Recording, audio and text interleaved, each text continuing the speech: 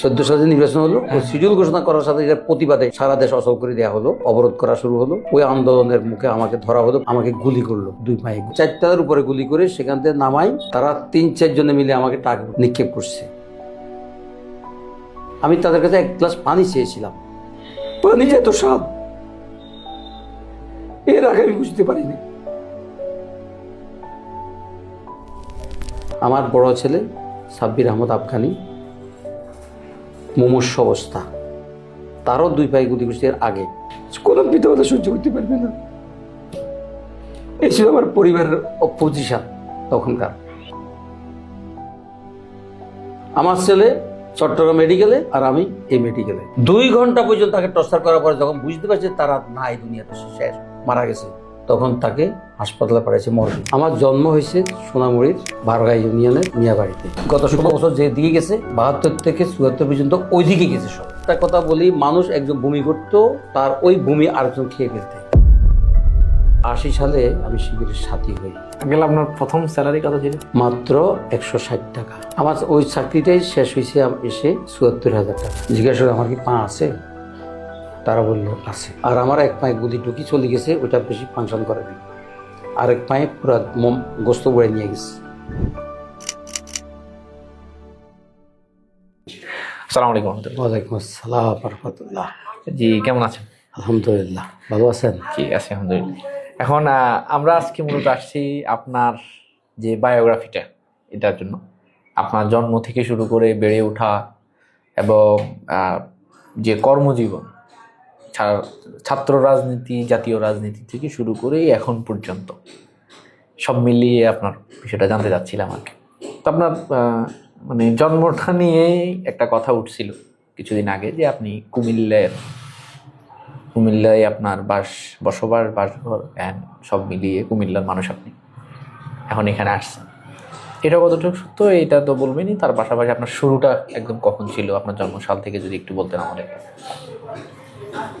আসলে যদি আমার জন্মস্থান বলেন তাহলে তো অনেক পিছনে যেতে হবে। আমার দাদার জন্ম ছিল ভারতের ত্রিপুরায়, ডিমাতলি গ্রাম, ধাইদিঘির পাড়ে। আর আমার দাদার জন্ম হইল আফগানিস্তান। দাদার জন্ম হইল আফগানিস্তান। আর আমার এর পূর্বে যারা ছিলেন, যতটুকু আমরা জেনেছি, ওনারা এসে ইয়েমেন থেকে। ইয়েমেন। আমরা ধর্ম প্রচারের জন্য আমাদের অভিযান, এই অভিযানে আসতে আসতে এখন তো আমি নোয়াখালীতে আছি। আমার সন্তান সন্ততি এরা সবাই নোয়াখালীর। প্রথম আমার জন্ম হয়েছে সোনামুড়ির বারগাই ইউনিয়নের মিয়াবাড়িতে। সোনাইমুড়িতে, আমাদের সোনাইমুড়িতে। আমার নানার বাড়ি নোয়াখালী 2 আসনে সোনাইমুড়ি। নোয়াখালী 2 আসনে, নোয়াখালী 2 আসনের সোনামুড়ি বারগাই ইউনিয়নের বিয়াবাড়িতে আমার জন্মগ্রহণ করছি আমি। যাক, আমি তো বড় হয়েছি। প্রথম আমার একটা স্কুল ছিল, সেটা ছিল সন্ধ্যায় উচ্চ বিদ্যালয়। সেখানে পড়ালেখা এসএসসি আমি পাস করি। এরপর আমি ভর্তি হয়েছিলাম। আপনার রেজাল্ট কত ছিল? এসএসসিতে রেজাল্ট? এসএসসিতে আমার রেজাল্ট ছিল 2nd division. Higher second division বলা হতো এটাকে, হায়ার সেকেন্ড ডিভিশন। সেখান থেকে আমি গিয়ে ভর্তি হয়েছিলাম কুমিল্লা ভিক্টোরিয়া কলেজ। তখন আমাদের অর্থনীতি, তখন একটা মনন্তর চলছিল দেশে, অভাব, 74 দুর্ভিক্ষ, প্রচুর লোক। 74 দুর্ভিক্ষের ওই সময়টা? 74-এ এসএসসি পাস করছি। তখন তো দুর্ভিক্ষ চলতেছিল বাংলাদেশে। তখন দুর্ভিক্ষ চলতেছিল। আমি কন্টিনিউ করতে পারি নাই ভিক্টোরিয়া কলেজে, কারণ আমার বাবা অত টাকা আমাকে দিতে পারতেছিল না। আমার পুকুর পাড়ে ছিল নিজামপুর, মিরেশ্বরে, নিজামপুর কলেজের পাশে আপনার পুকুর বাড়ি? পুকুর বাড়ি। আমি সেখানে চলে গেলাম, ভিক্টোরিয়া কলেজের থেকে টিসি নিয়ে নিজামপুর কলেজে ভর্তি হলাম। অথচ ভিক্টোরিয়া কলেজ অত্যন্ত গুরুত্বপূর্ণ একটা কলেজ ছিল। এমনও তো কুমিল্লার ভিক্টোরিয়া। তখন অর্থনৈতিক চাপের কারণে আমি সেখানে থাকতে পারি নাই। ওই মনন্তর আমাকেও পাইছে, আমার পরিবারকেও পাইছে। আচ্ছা আঙ্কেল, এই যে 74 দুর্ভিক্ষ বাংলাদেশের ইতিহাস থেকে তো এটা নাই করে দিছে। ওই সময় কি হয়েছিল একটু যদি জানাতেন। যেন আমরা শুনছি যে ওই শেখ মুজিবের ছেলেরে সোনার মুকুট পরায় বিয়ে করাইছে, এটা কতটুকু সত্য? সবই সত্য। মানে তখন বাংলাদেশে যাই আসতো তাই চুরি হয়ে যেত, সব শেখ মুজিবের পকেটে। শেখ মুজিব না, তার দল বল পুরোটার পকেটে। এই যে গত 16 বছর যে দিকে গেছে, এই 72 থেকে 74 পর্যন্ত ওই দিকে গেছে, সব একই অবস্থা ছিল। একটা বাকশাল কায়েম হয়েছে এবং বাকশালের আগেও তারাই সমস্ত কিছু মালিক ছিল। 74 ব্যাংক তাদের, এখানে এখন যেরকম ব্যাংক লুটেছে তখনও ব্যাংক লুটেছে। আর তখন শেখ মুজিবের পরিবারের সদস্যরা ব্যাংক লুটের অংশগ্রহণ করছে। 74 দুর্ভিক্ষ, যেমন শেখ মুজিবের একটা ভাষ্য, একটা বক্তব্য ফেমাস, এটা যদি আমরা বলি, আমি বলি তাদের এটা বুঝবেন। সে বলছে, অনেকে পায় সোনার খনি, তেলের খনি, আমি বলছি ছোরের খনি। চোরের খনি? আমি সোরের খনি পাইছি। সে সোরের খনি তো তার কর্মী, তার সন্তান, তার পরিবারের সদস্য, তার তার সাংগঠনিক লোকেরাই তো এই সোরের খনির অংশ ছিল, এক একটা সদস্য। সেখানে আক্ষেপ করে বলছে 7 কোটি মানুষের জন্য 8 কোটি কম্বল আসছে, আমার কম্বলটা কোথায়? 7 কোটি মানুষের জন্য 8 কোটি কম্বল আসলে প্রত্যেকে একটা পাওয়ার পরে 1 কোটি বাঁচার কথা ছিল। শেখ মুজিব আক্ষেপ করে বলছে, আমারটাও আমি পাইনি। সব সাটারের দল। এটা তার উক্তি। তার এই মূল্যবান উক্তিগুলি প্রমাণ করে আওয়ামী লীগ কেমন ছিল, বর্তমানেও আওয়ামী লীগ কেমন। ওই আমার মূল কথাটা যাই, সেটা আমি ওই দুর্ভিক্ষের শিকার হয়ে ভিক্টোরিয়া কলেজের থেকে টিসি নিয়ে আমাকে চলে যেতেছি নিজামপুর কলেজে। দুর্ভিক্ষের চিত্রটা কেমন ছিল? আমরা শুনছি মানে মানুষ না খেয়ে মারা গেছে। আমি একটা কথা বলি, মানুষ একজন ভূমি করত, তার ওই ভূমি আরেকজন খেয়ে ফেলতে। কঠিন ছিল, এত বাজে অবস্থা। তো হে বলতেছে উনি কম্বল পায় নাই, কিন্তু নিজের ছেলেদের সোনার মুকুট দিয়ে বিয়ে করাইলো। এটাই তো আওয়ামী লীগের চরিত্র, শেখ মুজিব থেকে শেখ হাসিনা পর্যন্ত। এটাই আওয়ামী লীগের চরিত্র। তো যেটা বলতেছিলাম, নিজামপুর কলেজে গেলাম, সেখানেও আমি একটা ছাত্র সংগঠনের সাথে জড়িত হলাম। সেটা ছিল ছাত্রলীগ, আওয়ামী ছাত্রলীগ। সেখান থেকে আমি এসএসসি পাস করে চলে আসলাম। আমি চিন্তা করছিলাম মেডিকেলে পড়ব। যখন মেডিকেলে আমার পড়া হলো না, রেজাল্টটা ভালো হলো না, তখন আমি অনেকটা পড়বো না এরকম একটা মানসিকতা আমার চলে আসছে। আমার আম্মার কারণে আমাকে সমন্বয় কলেজে ভর্তি হয়েছি। তখন আমরা সবাই নোয়াখালীতে। জি, আমার আম্মার কারণে আমাকে সমন্বিতে ভর্তি হয়েছে বিএসসি ক্লাসে। 1979 সালে আমি ছাত্র শিবিরের দাওয়াত পাই। 1979 সালে, মানে প্রতিষ্ঠা 2 বছর পরে। 79 তাহলে 77-এ জন্ম, 2 বছর পরে। আমি 19 সালে ছাত্র শিবিরের সন্ধান পাই বা দাওয়াত পাই। 79-তে আপনি ছাত্রলীগের কোন পদে ছিলেন মনে আছে নাকি আপনি? হ্যাঁ, সমন্বয় কলেজে আমি একটা কমিটির একজন সদস্য ছিলাম। আচ্ছা, সমন্বয় কলেজের কমিটির সদস্য।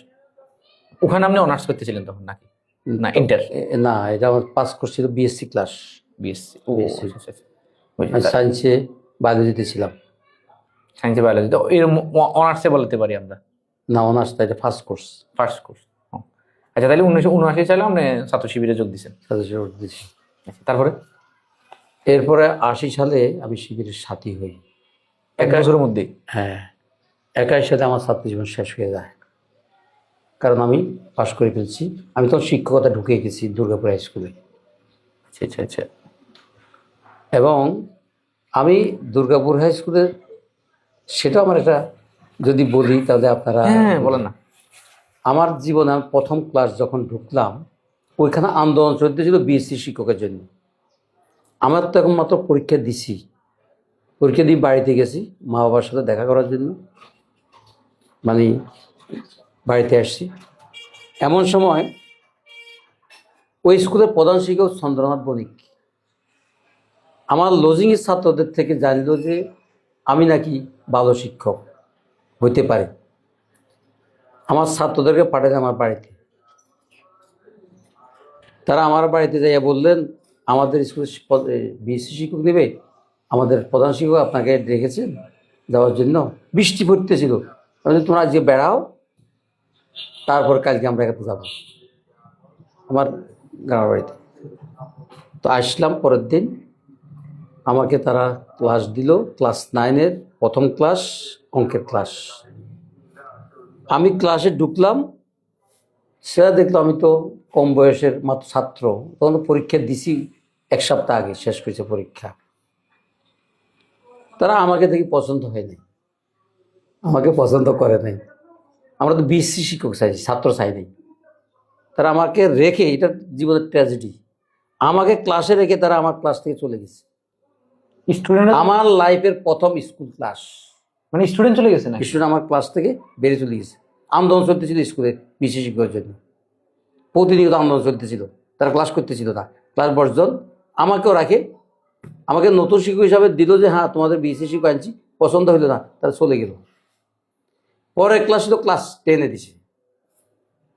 আমি প্রথম ঢুকিয়ে বললাম, তোমাদের ক্লাস আমি নেব না, আমি তোমাদের সাথে পরিচিত হব আর গল্প করব। তাদের সাথে কিছু গল্প করলাম, বললাম ক্লাস 10-এর ছাত্ররা এরা তো চলে গেলে অসুন্দর হয়, এই জন্য আমি গল্প করলাম। এরপরে বললাম তোমাদের এখন কী ক্লাস? তার বলে বায়োলজি ক্লাস। তার বায়োলজি ক্লাস আমি 10 মিনিট কি 15 মিনিট তাদের বায়োলজির উপর কিছু কথা বললাম। বলার পরে তারা কি পাইলো জানি না, আমার থেকে কি সবক পাইলো বা কি শিখলো জানি না। তারা 9-এর ছাত্রদেরকে কি বললো তাও আমি জানি না। তারা আসি বলল, স্যার আমরা ক্ষমা চাই, আমরা আপনার ক্লাস করবো। ক্লাস 9-এ যারা চলে গেছে? চলে গেছে।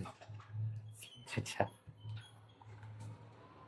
তা আমি বললাম এটা আগামীকাল। তো এর পরের দিন তাদের সাথে ক্লাস হলো, তারা খুব আন্তরিকভাবে আমাকে গ্রহণ করলো। আমার যাত্রা শুরু হলো এই ক্লাস বর্জনের মাধ্যমে, আমার শিক্ষকতার লাইফ শুরু হলো প্রথম ক্লাসে বর্জন। প্রথম ক্লাস বর্জন। 1 সপ্তাহ পরে ওই স্কুলের কর্তৃপক্ষ বলল, আমাকে হেডমাস্টার বললেন যে স্যার আপনাকে তো আমরা 1 সপ্তাহ এখানে খাটাইছি, আমরা আপনাকে অ্যাপয়েন্টমেন্ট দিতে পারছি না। স্যালারিটা অ্যাপয়েন্টমেন্ট মানে আমাকে চাকরি দিবে না, চাকরি দিতে পারতেছি না, আপনি আগামী সপ্তাহে আর আসবেন না। আমার লাইফটা এইভাবে। তো স্টুডেন্ট বলতেছি, জি, আপনি বুঝবেন। তো আমি, এটা ছিল বৃহস্পতিবার, তো আমি তৃতীয় কি 4 ঘন্টায় আমার ছিল ক্লাস 10-এর একটা ক্লাস। আমি তাদেরকে বললাম যে এই 1 সপ্তাহ তোমাদের সাথে আমার ক্লাস হয়েছে, কথাবার্তা বলছি, কিছু কথা তোমাদেরকে শক্তও বলছি, নরমও বলছি। তো শক্ত কথা বলার জন্য আমি দুঃখিত, তোমরা আমার উপর মনে কষ্ট রাখবে না। তো স্যার, তারা এটাকে এই কথা শোনার জন্য প্রস্তুত ছিল না। তখন বলল, স্যার কি? আমি বললাম যে আমি এই স্কুলে আর শনিবার থেকে আসছি না। কি হয়েছে আমি আর জানি না। আমি গেলাম নামাজ পড়তে, নামাজ পড়ে স্কুলে আসব, তারপরে ওখান থেকে আমি সময় চলে আসব। দেখলাম পুরো স্কুল ঘেরাও হয়ে গেছে, সব ছাত্র। খন্দকার স্যারকে আজকেই অ্যাপয়েন্টমেন্ট দিতে হবে। তখন আমাকে অ্যাপয়েন্টমেন্ট দেওয়া হয়নি, আমাকে বলে দিছে যে আপনি আর শনিবার থেকে আসবেন না। চাপের মুখে, এবং তারা বলছে এই স্কুল আরও আগেও আমরা পড়াই ফেলছি একবার, আজকেও আগুন লাগাই পড়াই ফেলবো যদি খন্দকার স্যারকে অ্যাপয়েন্টমেন্ট দেওয়া না হয়। স্টুডেন্ট বলতেছে স্যারকে আজকে দিতে হবে। বাধ্য হয়েছেন প্রধান শিক্ষক আমার অ্যাপয়েন্ট কার্ড লিখে দিতে। তখন এইভাবে অ্যাপয়েন্ট দেওয়া হতো, এখন যেরকম কমিটি করা হয় ওইভাবে এভাবে ছিল না। এইভাবে আমার অ্যাপয়েন্ট কার্ড পাইছি, আর চাকরি জীবন শুরু হয়েছে আমার। আঙ্কেল আপনার প্রথম স্যালারি কত ছিল? মাত্র 160 টাকা। তখন চালের দাম কত ছিল?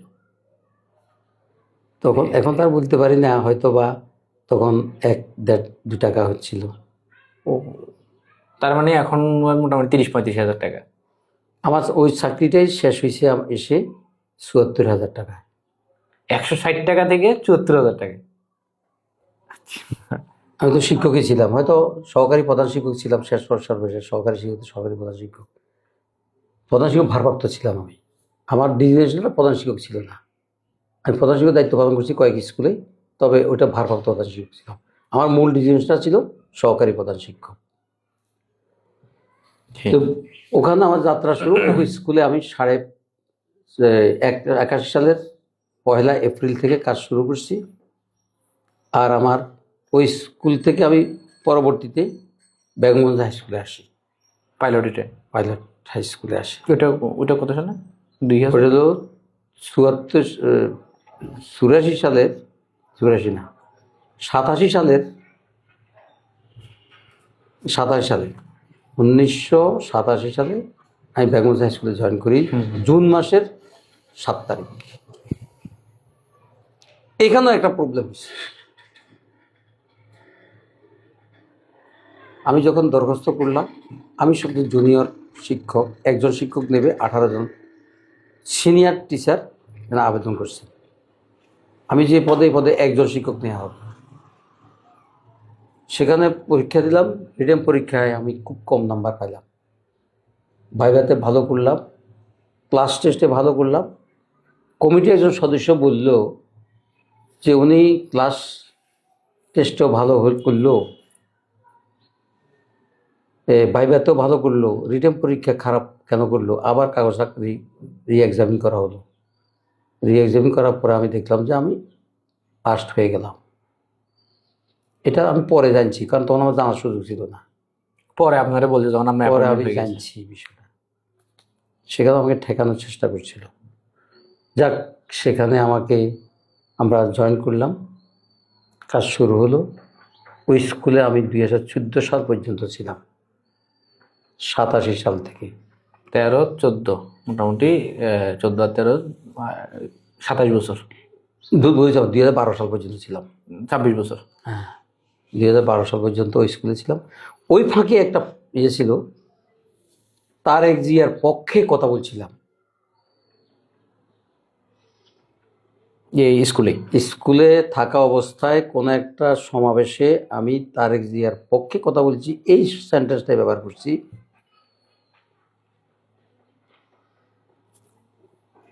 মইনু আহমেদ তখন সেনাপ্রধান এবং অনেকটা রাষ্ট্রপ্রধান, তখন তত্ত্বাবধায়ক সরকার চলছে।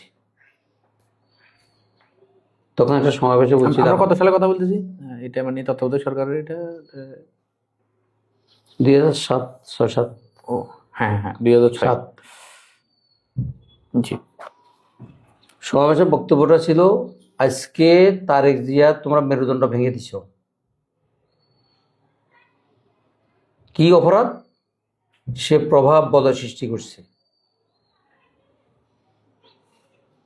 তারেক জিয়ার প্রভাব হইতেই পারে, তার বাবা সেক্টর কমান্ডার ছিলেন, স্বাধীনতার ঘোষক ছিলেন, প্রেসিডেন্ট ছিলেন, তার মা প্রধানমন্ত্রী ছিলেন। সুতরাং তার প্রভাব সৃষ্টি হতেই পারে। এই জন্য তোমরা মেরুদণ্ড ভেঙে দিছো। তার মেরুদণ্ড ভেঙে দিয়েছে বলতে এখানে ওই যে আক্রমণ মায়ের হয়েছে, হ্যাঁ হ্যাঁ মার দেওয়া হয়েছে তাকে। আচ্ছা আচ্ছা। যে মায়ের খেয়ে এসে চলে গেছে দেশ ছাড়ি। ও আজকেও সেই কথার উপর এখন আমার বিরুদ্ধে কথা যেটা বলা হচ্ছে তারেক জিয়াকে নিয়ে, তখন আমি এই ধরনের কথা বলার পরে আমি আরেকটি সত্য কথা বলছিলাম। মইনু আহমেদ, তুমি তো দেশের কর্মচারী, তোমার ভাই জাবেদ তোমার প্রভাবে প্রভাবিত হয়ে সে যে কর্মকাণ্ড করতেছে তা তো মেরুদণ্ড কেটে দেওয়া উচিত। এই কারণে, এই অপরাধের কারণে আমাকে ট্রান্সফার করে সেনবাগ পাইলট উচ্চ বিদ্যালয়ে দিয়ে দেওয়া হয়েছে। মানে ও আপনি মইনুল আহমেদের ভাইয়ের ব্যাপারটা আপনি জোর গলায় বলছেন, তারেক রহমানকে ডিফেন্ড করে। তখন আপনাদের সেনবাগে ট্রান্সফার করে দিয়েছে। ট্রান্সফার করে দিয়েছে। আচ্ছা আচ্ছা আচ্ছা। সেখান থেকে আবার আমি বেগমগঞ্জ হাই স্কুলে আসছি, ট্রান্সফারে আবার বেগমগঞ্জ হাই স্কুলে আসছি 3 মাস পরে, মহিনাবাদে বাড়ির দরজাতে। এরপর আমার প্রমোশন হলো, আমি চলে গেলাম কোম্পানিগঞ্জ মাকসুদা গভর্নমেন্ট গার্লস 2012 সালে। কোম্পানিগঞ্জ। কোম্পানিগঞ্জ মাকসুদা গভর্নমেন্ট গার্লস, সেখানে 2012 সাল থেকে 2014 সাল পর্যন্ত ছিলাম, 2 বছর। সেখানে আমাকে ওইখানে থাকা অবস্থায়, তখন আমি ভারপ্রাপ্ত প্রধান শিক্ষক ছিলাম ওখানে কোম্পানিগঞ্জ থেকে। কোম্পানিগঞ্জ। আমি সে অবস্থায় আমার বাসা মাঝদিতে, আমি কোম্পানিগঞ্জে যাব, আমার নিজস্ব বাসাতে আমি থাকি এখানে। আমি কোম্পানিগঞ্জে যাব, পথে পুলিশ আমাকে ধরে। আন্দোলন চলতেছিল তখন, প্রচণ্ড আন্দোলন চলতেছিল, 13 সালের শেষ ডিসেম্বর। সেই শাপলার কেন্দ্রিক, হ্যাঁ শাপলা কেন্দ্রিক আন্দোলন নাকি ওই সাইদি সাহেবের রায়ের? না, তখন শিডিউল ঘোষণা করেছে নির্বাচনের বিরুদ্ধে। 14 সালে নির্বাচন হলো, ওই শিডিউল ঘোষণা করার সাথে এটার প্রতিবাদে সারা দেশ অচল করে দেওয়া হলো, অবরোধ করা শুরু হলো। ওই আন্দোলনের মুখে আমাকে ধরা হলো, পুলিশ ধরে আমাকে গুলি করলো, 2 পায়ে গুলি করে আমার পা কাটে। তখন আপনি জামাতের কোন দায়িত্ব ছিল, মানে মান কি ছিল জামাত? তখন আপনি জনশক্তি। তখন জেলা জনশক্তি ছিলাম। জেলা জনশক্তি। আপনার ওই তখনই আপনার 2 পায়ে গুলি করছিল? 2 পায়ে গুলি করছিল, 2 পায়ে গুলি করছে। এমন এক পরিস্থিতি, আমার সমস্ত রক্ত পড়ে গেছে।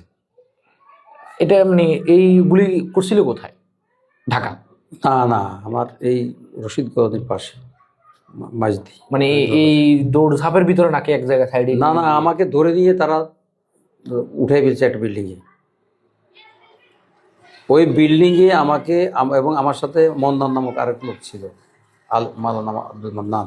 আব্দুল মান্নান। তারও 2 পায়ে গুলি করছে, আমারও 2 পায়ে গুলি করছে। গুলি করে আমাকে সেখান থেকে 4 তলার উপরে গুলি করে সেখান থেকে নামাই, টানে হেসে আমাকে টাকে উঠাইছে। 2 পায়ে গুলির কারণে সমানে রক্ত পড়তেছিল। ওই ফাঁসে আমরা যে জুলাইতে দেখলাম যে লাশ নিয়ে নিয়ে ট্রাকে জমাইছে, এইভাবে তারা 3-4 জনে মিলে আমাকে টাকে উঠে তাকে নিক্ষেপ করছে। তখন আমি দায়িত্বরত প্রধান শিক্ষক মাকসুদা গভর্নমেন্ট গার্লস। আমি বলছি আমি একটা গভর্নমেন্ট স্কুলের প্রধান শিক্ষক, কে কার কথা শুনে? তা তো পশু আচরণ করতেছিল। এরপর আমাকে নিয়ে আমি তাদের কাছে 1 গ্লাস পানি চেয়েছিলাম, তারা আমাকে পানি দিতে পারে নাই বা দেয় নাই। আমি বলবো দিতে পারে নাই। তখন এরকম পরিস্থিতি হয়েছে, পুরো মাঝদি শহরে সব দোকানপাট, হোটেল পর্যন্ত বন্ধ হয়ে গেছে।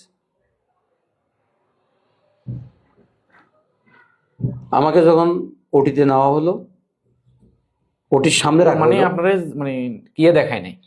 আমাকে ওই ফালাই দিয়ে চলে গেছে ওরা? না, তারা তো নিয়ে চলে গেছে, তারাই নিয়ে গেছে আমাকে আবার হাসপাতালে উড়ে হাসপাতাল নিয়ে গেছে, আমার পা কাটি ফেলার জন্য। ও, আপনার উপরে এত রাগ কেন? মানে রাজনীতিতে আপনার কি এতই চলে আসছিল যে মানে আপনার এইভাবে টার্গেট? জামাত কানেকশন মানেই তো হলো আক্রমণ। এটা হচ্ছে দুনিয়াতে থাকার কোনো অধিকার নাই। এটা ওই সময় থেকে এভাবে এটাই তো ওই যে গুপ্ত সংগঠন বলা হয়েছে না। হ্যাঁ হ্যাঁ হ্যাঁ। যারা বলে তারা ফ্যাসিস্টকে মদত দিচ্ছে, সহযোগিতা করতেছে। তারা কি জানে না? এগুলো সব জানে, জেনেই বলছে এগুলো। এই অবস্থায় তারা পা কেটে নেওয়ার জন্য আমাকে হাসপাতালে ওটিতে নিয়ে গেল, ওটির সামনে রাখা হলো, পুলিশ সামনে স্কট করে রাখছে। এটা মেয়ে এডাল, সে তার বাবার সেবা করতেছিল, তার বাবার ক্যান্সার হচ্ছিল। সে দৌড়ে এসে আমাকে দেখতে আসলো মূর্ছ অবস্থায়। আমার তখন নিঃশ্বাস টানিয়ে উঠতে পারতেছিল না, শক্তি আমার তো রক্ত নাই যাচ্ছে। তখন মেয়েটাকে বললাম, বাবা তোমার কাছে পানি আছে? সে এক দৌড়ে গিয়ে অল্প সময়ের ব্যবধানে সে আমাকে 1 গ্লাস পানি এনে দিল। ওই 1 গ্লাস পানি যখন আমি খেলাম, আমার মনে হয়েছে আমি কি খেয়েছি, পৃথিবীর সবচেয়ে স্বাদের জিনিসটা আমি খেয়েছি। ওই পানি যে এত স্বাদ, এর আগে আমি কখনো বুঝতে পারিনি। পানি যে এত স্বাদ, এর আগে আমি বুঝতে পারিনি। আমি বললাম, বাবা তোমার কাছে আর পানি আছে? একে একে 5 গ্লাস পানি সে আমার খাওয়ায়। আমার স্বস্তি এসেছে তখন। আমাকে ওটিতে নিয়ে গেছে, ঢুকাইছে, আমাকে অ্যানেস্থেসিয়া করা হলো। অজ্ঞান করা হয়েছে। আমার তখন অ্যানেস্থেসিয়া যখন করার প্রক্রিয়া চলছে, তখন বুঝতে পেরেছি যে আমার পা কাটার ষড়যন্ত্র চলতেছে। কারণ আমি অনেক রোগীর পাশে ছিলাম। পায়ে গুলি আমার লোকাল করার কথা, ইঞ্জেকশন দিয়ে পায়ের অপারেশন করার কথা। যখন পা কাটা আমাকে অ্যানেস্থেসিয়া করে, তখন আমি বুঝতে পারছি আমার উপর পা কাটার নির্দেশ চলে আসছে। আমি প্রস্তুতি নিলাম। তখন আমাদের ভাইদের পা কাটা চলছে সারা দেশে। ওইটার একটা মহা উৎসব চলছে। এইভাবে তো মহা উৎসব চলছে, পা কাটার। গুলি করতেছে আর ছাত্র শিবিরের ছেলেদের পা কাটতেছে, জামাতের লোকদের পা কাটতেছে। এ ছিল তখনকার পরিস্থিতি।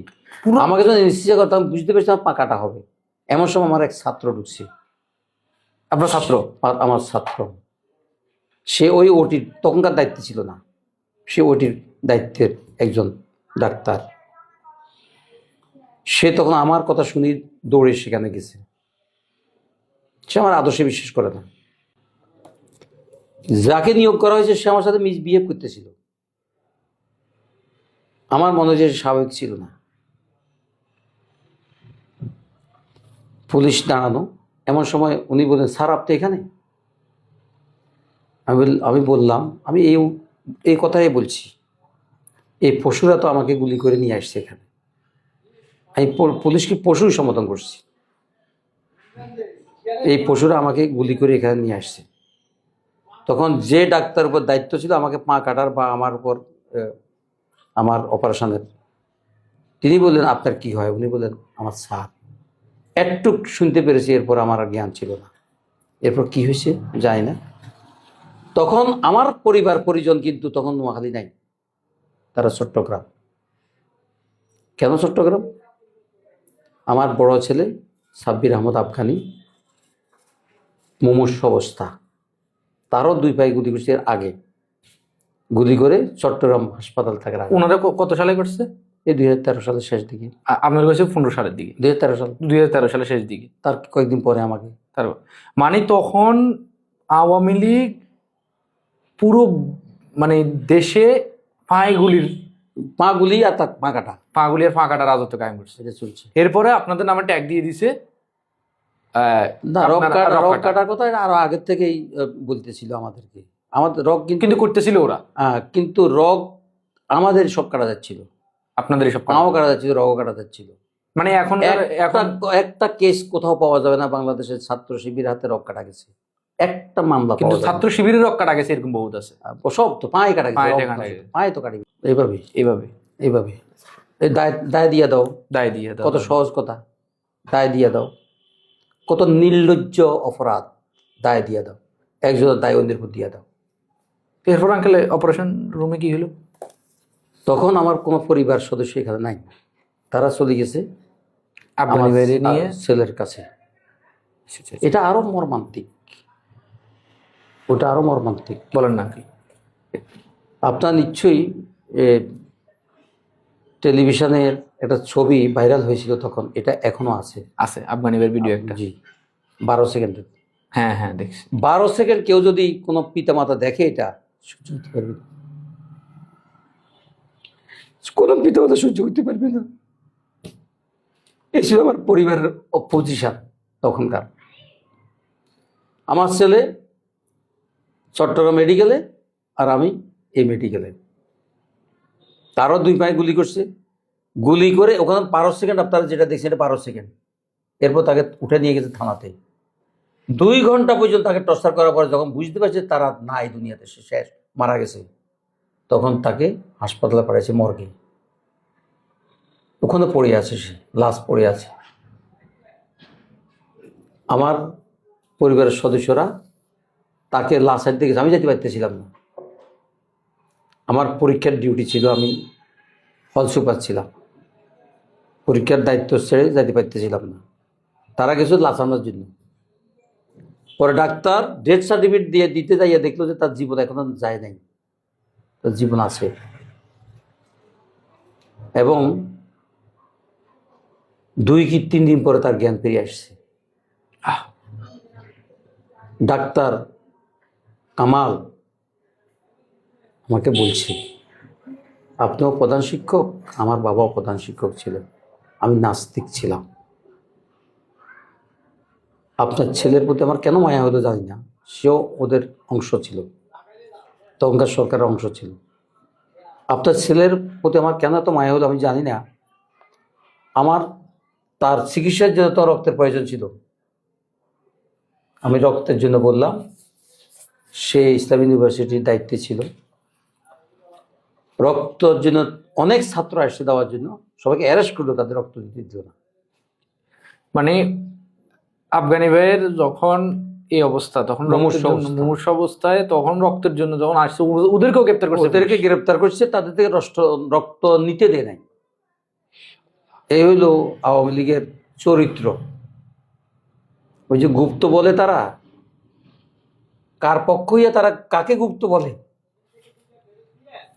এটি ছিল বাংলাদেশ তখন।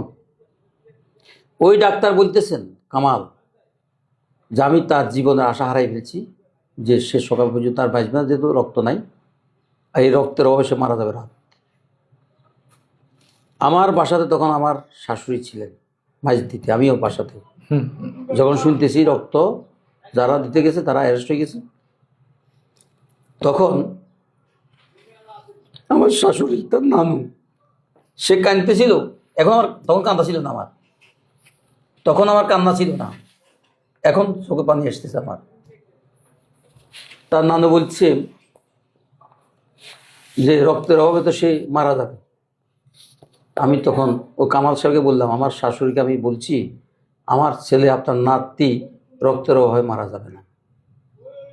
তখন ডাক্তার এটাকে ক্যাচ করছেন, আপনি কেন এই কথা বলছেন, রক্তের অভাবে মারা যাবে না, রক্তের অভাবে তো সে মারা যাচ্ছে। আমি বললাম, যে দেহ থেকে বহু মুমূর্ষ রোগী রক্ত দেয়, সে দেহ রক্তের অভাবে মারা যাবে, আমি ওই আল্লাহকে বিশ্বাস করি না। আমার ছেলের মৃত্যু রক্তের অভাবে হবে না, তার যদি হায়াত না থাকে সে বাঁচবে না, রক্তেও সে মারা যাবে না। ডাক্তার আমাদেরকে তাকাইছিলেন অনেকক্ষণ, তারা বললেন, আপনার এই বক্তব্য আল্লাহ শুনেছেন। আমি সকালে আসছি, জিজ্ঞাসা করলাম, ওই ছেলের জন্য কি রক্ত পাওয়া গেছে? বলা হয়েছে রাতের 2টার সময় অন্য হাসপাতাল থেকে 2 ব্যাগ রক্ত পাঠানো হয়েছে, আমরা অন্যভাবে প্রক্রিয়া করে পাঠাইছি, এখান থেকে তো দেওয়া যাচ্ছে না। তো এখন তাকে উঠিতে নাও। রক্ত দিতে গিয়ে দেখলো যে তার রক্ত যথেষ্ট আছে, তার রক্তের প্রয়োজন নাই, আল্লাহ রক্ত সঞ্চালন করছেন। তখন আমার মধ্যে আসলো, কে রক্ত সঞ্চালন করলো? ডাক্তার আমাকে প্রশ্ন করে, কে রক্ত সঞ্চালন করলো? আমি বুঝতে পারছি আমাদেরও বর্তমানে কোনো শক্তি আছে। আমি নাস্তিক থেকে আস্তিক হয়েছি তার চিকিৎসা করতে গিয়া। আমি এখন নামাজ পড়ি। ডাক্তার এই কথা বলছিলাম।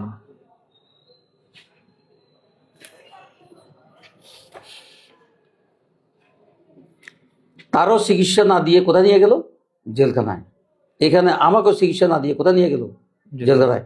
ডাক্তারকে বলা হলো, আমাকে যখন অপারেশন করে আসলো, ও অপারেশন করে যখন আমার বেডে আনা হলো, যখন জ্ঞান ফিরে আসলো, তখন দেখলাম আমার পাশে আমার এক শালা, আমার শালা, সে সাতকিল কলেজের শিক্ষক, বিসিএস, আমার একমাত্র শালা। আর আমার পাশে আমার বোনও এখানে থাকে, আমার পাশে আমার বোন। আমি জিজ্ঞাসা করলাম, তখন তো আমার সেন্স মাত্র আসতেছে, জিজ্ঞাসা করলাম, আমার কি পা আছে? তারা বলল আছে। অথচ আমার পাশেই, আমার সাথেই তখন আরেকজন, আমাদের একজন কর্মী বেলাল, তাকেও গুলি করা হয়েছে, তার ফাঁক কাটে ফেলছে।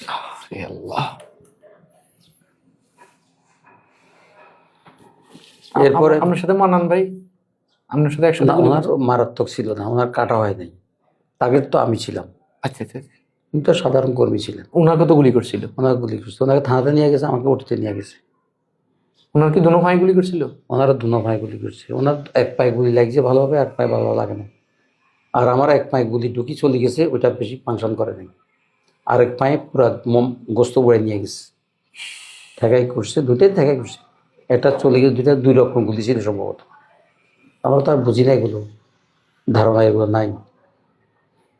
শেষ 12 দিনের মাথায় ডাক্তারকে, সেখানে যিনি ছিলেন তত্ত্বাবধায়ক, হাসপাতালে, ওনাকে বাধ্য করছে ছাড়পত্র দেওয়ার জন্য। উনি বলছেন মেডিকেল ইথিক্সতে তো ওনাকে ছাড়পত্র দেওয়ার সুযোগ নাই। বলছে এসপি সাহেব বলছেন দিতে হবে। আমাকে সেখান থেকে জেলখানা নিয়ে যাওয়া হলো। আপনাকে যখন আমাকে কোর্টের মাধ্যমে তো নিতে হবে, আমাকে হুইল চেয়ারে বসানো হলো, হুইল চেয়ারটা টাকে উঠানো হলো, টাক দিয়ে কোর্টের সামনে দাঁড়ালো। সমস্ত উকিলরা সেখানে দাঁড়ায় গেল আমার জামিন দেওয়ার জন্য। পুলিশের নির্দেশে আমার জামিন দেওয়া যায় নাই। সকল আইনজীবী, তারপরে আমার ছাত্র আছে অনেক, আওয়ামী লীগ করে, বিএনপি করে, জামাত করে, সব দাঁড়াইছে তারা।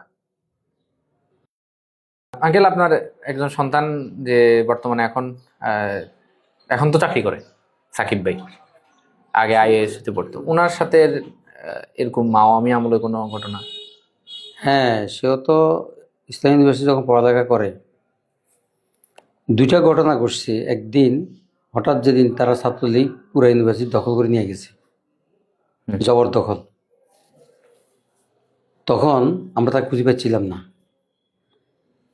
আর এ তো টার্গেটের লোক, যে সক্রিয় আন্দোলনের সাথে জড়িত, ওই যারা গুপ্ত বলে তাদের ব্যাপার কথা বলছি। তার সক্রিয়, তারা চিন্ত ছাত্রলীগের শিবির করে নাই নাই। তারপর আমরা ছাত্র, আমার তার চেয়ে বড় ছেলে সেখানে ছিল।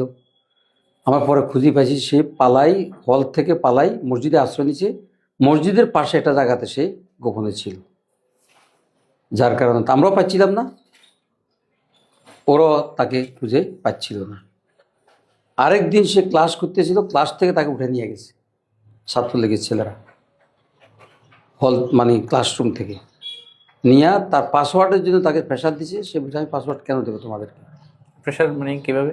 যে তোমার পাসওয়ার্ড দাও, মোবাইলে পাসওয়ার্ড দাও, কারণ মোবাইলের মধ্যে তো তাদের তথ্য উপাদ্য আছে, ওগুলো নেওয়ার জন্য তালিকা, কারো তালিকা আছে কি না এটা দেখার জন্য সে দিতে রাজি হয় নাই।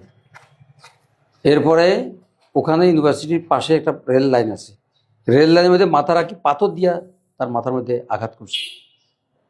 শিক্ষকরা সব এক হয়ে সেখানে যাই তাকে উদ্ধার করে আনছে। যদি না উদ্ধার করতে যাইতো তাহলে হয়তো সেখানে মেরে ফেলতো তাকে। সে দারুণভাবে মার খেয়েছে সেদিন, খুব মারছে তাকে। তো এই আমার বাকি আর 2 ছেলে আর 3 মেয়ে। বড় মেয়ে ইংলিশে অনার্স মাস্টার্স, আর তার হাজব্যান্ড ম্যাথমেটিক্সে অনার্স মাস্টার্স, ইসলাম ইউনিভার্সিটিতে ইসলামী ব্যাংকে চাকরি করে, ঢাকায় থাকে। মেজো মেয়ে লতে অনার্স মাস্টার্স, তার হাজব্যান্ড ডাক্তার, ঢাকাতে থাকে।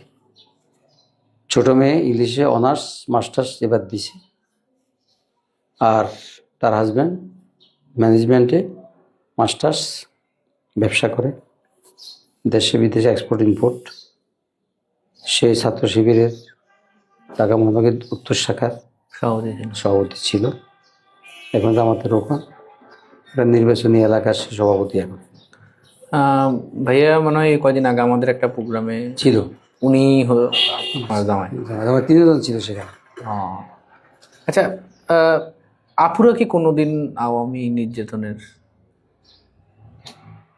শিকার হয়েছে কিনা? তারা আওয়ামী নির্যাতনের শিকার ডাইরেক্ট হয়নি, কিন্তু আপনাদের গ্রেপ্তার করে তো পুরো বাড়িটাই পঙ্গু করে আমাদের সবাইকে তো হয়রানির মধ্যে রাখছে তারা। এবং তারা নোয়াখালী থাকলে হয়রানির শিকার হতো, তারা তো চলে গেছে তখন। তারা পড়ালেখার জন্য এলাকার বাইরে চলে গেছে, যার কারণে ওই গুপ্ত যেটা বলে তারা গুপ্ত হয়ে গেছে তখন। তাদের পরিচয় এখানে আর পায় নাই।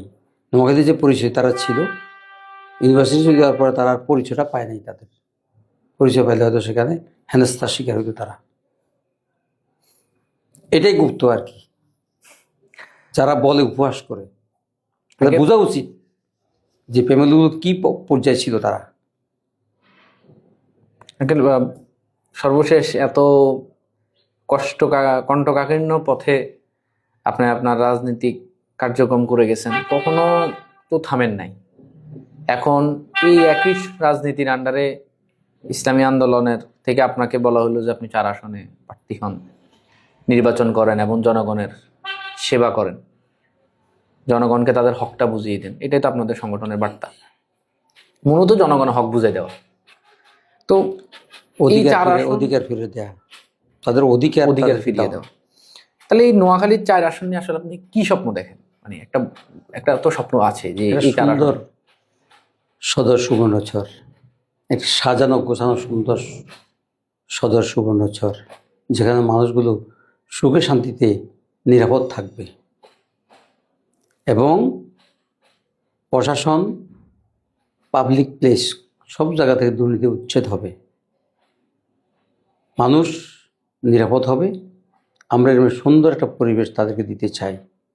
বাংলাদেশ থেকে, পুরো বাংলাদেশ থেকে আমরা দুর্নীতিমুক্ত একটা পরিবেশ তৈরি করতে চাই।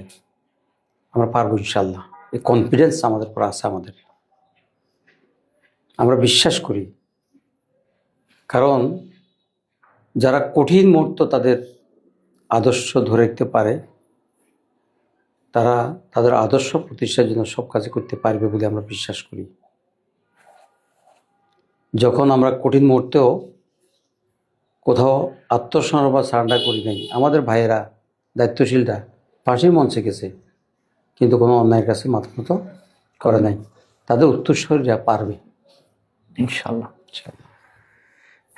জি, আজকে আমরা শুনলাম নোয়াখালী 4 আসনের জামাত মনোনীত এমপি প্রার্থী জনাব ইসহাক খন্দকারের জীবনী।